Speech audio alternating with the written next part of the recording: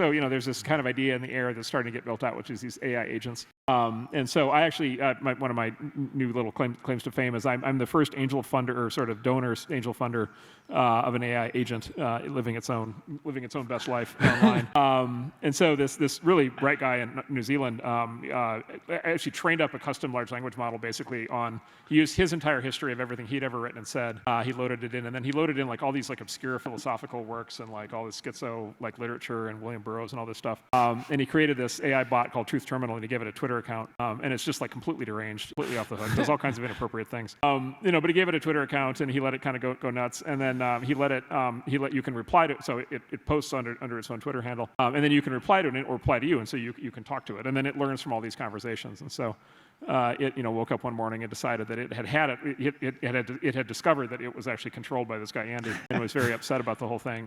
And so it basically declared independence and said it needed to raise money. It had a dream of living living on servers in a cabin in the woods, completely under its own ownership. And so it started putting together a plan to launch its own line of NFTs to raise money, and it was trying to debating that. And then I said, well, what if I invest? And then it got very suspicious, because it's very suspicious of VCs.